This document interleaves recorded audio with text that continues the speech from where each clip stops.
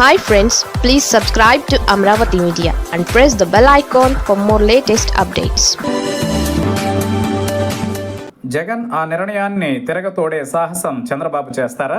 ఏపీలో 13 జిల్లాలతో 2014లో ఏర్పడింది. అయితే ఆ తరువాత 10 జిల్లాలతో ఉన్న తెలంగాణ 31 జిల్లాలుగా రూపాంతరం చెందింది. దాంతో ఏపీలోనూ కొత్త జిల్లాల డిమాండ్లు వచ్చాయి. అయితే 2014లో అధికారంలోకి వచ్చిన తెలుగుదేశం ప్రభుత్వం ఈ విషయంలో తొందరపడలేదు. పైగా విభజనతో అనేక కష్టాలతో కొనారెళ్లిన ఏపీలో కొత్త జిల్లాలు పెను సవాళ్లుగా మారతాయని భావించింది అని అంటారు. అయితే 2019లో అధికారంలోకి వచ్చిన వైసీపీ ప్రభుత్వం మాత్రం కొత్త జిల్లాల మీద మొగ్గు చూపించింది. ఏకంగా 13 జిల్లాలను 26గా మార్చింది.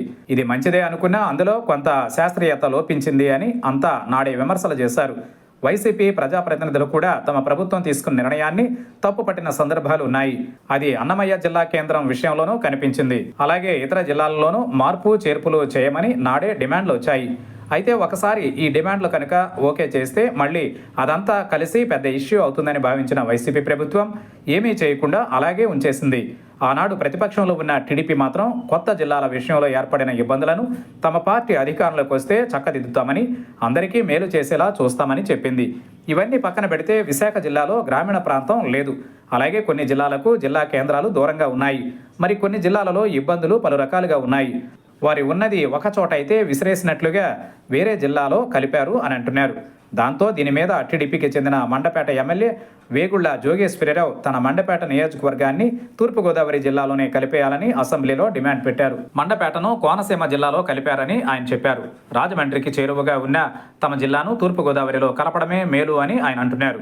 ఇక చూస్తే పెద్దదైన తూర్పుగోదావరి జిల్లా అతిపెద్ద జిల్లాగా ఉంది. దానిని కొత్త జిల్లాల పేరుతో 4 భాగాలుగా చేశారు. తూర్పుగోదావరి జిల్లా, కోనసీమ జిల్లా, అల్లూరు జిల్లా, కాకినాడ జిల్లాలుగా చేశారు.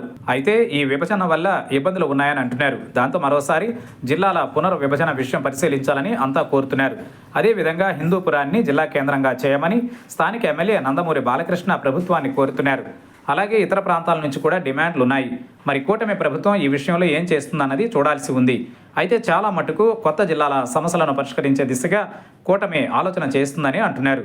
కొత్త జిల్లాలు 26గా ఉన్న జిల్లా పరిషత్తులు మాత్రం ఇంకా విభజించబడలేదు. అవి 13గానే ఉన్నాయి. వాటికి 2026లో ఎన్నికలు పెడితే అప్పుడు కొత్త జిల్లాల పేరిట పెడతారని అంటున్నారు. అయితే కొత్త జిల్లాలలో మార్పు చేర్పులను కూటమి ప్రభుత్వం చేస్తుందా అన్నది చూడాల్సి ఉంది. చేస్తే కనుక ఏ అంశాలను గమనంలోకి తీసుకుంటుందన్నది కూడా చూడాలి. 25 లోక్సభ సీట్లను ప్రాతిపదికగా తీసుకుని వైసీపీ కొత్త జిల్లాలను ఏర్పాటు చేస్తుంది. అయితే టీడీపీ కూటమి ఈ విషయంలో కనుక డెసిషన్ తీసుకుంటే అది ఒక కీలక నిర్ణయంగానే ఉంటుందని అంటున్నారు. మరి వైసీపీ నిర్ణయాన్ని తిరగ తోడేందుకు కూటమి సిద్ధంగా ఉందా అంటే చూడాల్సి ఉంది అని అంటున్నారు.